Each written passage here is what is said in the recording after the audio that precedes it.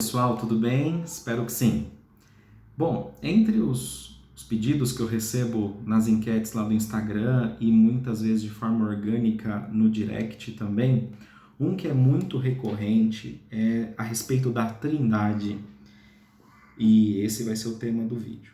Antes disso, eu gostaria de comentar algo que eu falo muito para as pessoas mais próximas. Dentro da teologia, existem assuntos que não e ninguém terá unanimidade. Claro que existem sábios soberbos que colocam a sua verdade como verdade absoluta e todo mundo vai falar que está falando em nome da Escritura com uma interpretação fidedigna dos textos e tal.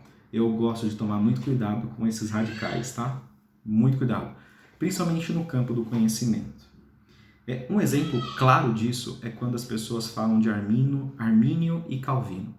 Lembrando que eles sempre recortam entre as 5 teses, né? São 5 teses que ambos defendem com veemência, eles recortam a predestinação e o livre-arbítrio.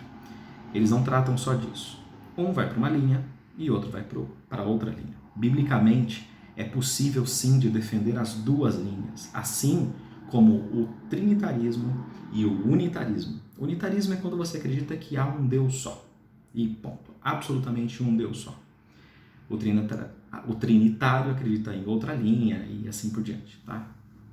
Enfim, não há unanimidade. Biblicamente, se eu fosse falar aqui, tratar a questão da trindade, eu poderia recortar versos e expor aqui versos explicados para defender as duas linhas, ok? Então eu decidi visitar, não a Bíblia, mas o comentário de um dos patrícios, um dos patriarcas da igreja. Quando eu falo patriarca, eu estou falando lá do ano 300 pós-Cristo.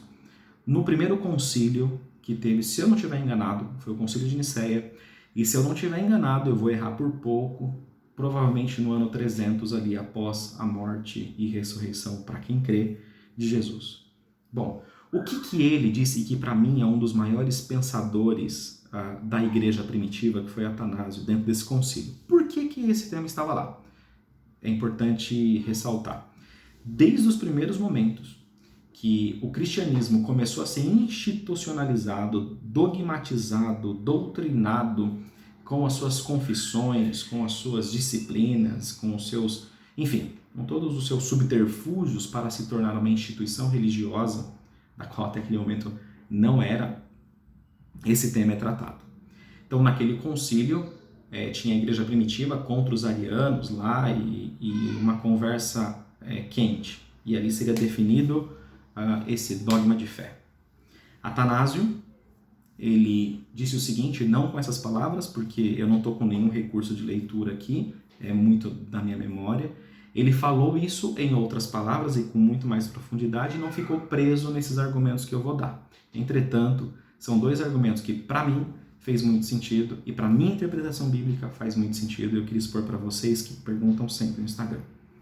Abre aspas. Se Jesus, ou Cristo, é criatura de Deus, ou seja, a primeira criação, ele nunca, em hipótese alguma, poderia ser adorado.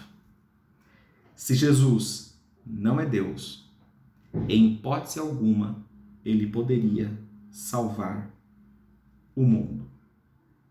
Fecha aspas. O verbo se fez carne e habitou entre nós. Ponto. O pensamento é livre, a interpretação é livre. Trouxe aqui, não biblicamente, mas do patrício e de um dos principais patrícios ou patriarcas da igreja pós-Cristo, que eu conheço e já tive a oportunidade de ler um pouquinho a respeito e admiro bastante. Eu espero que isso te ajude ou te atrapalhe um pouquinho nessa sua busca pelo entendimento e para a pessoa que fez a pergunta ou para as pessoas que fizeram a pergunta.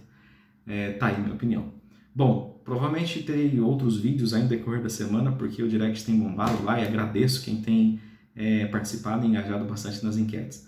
Cada dia que passa, mais pedidos de temas teológicos e religiosos. Estou vendo que nós vamos virar o canal 100% para esses temas. #pensar, até o próximo.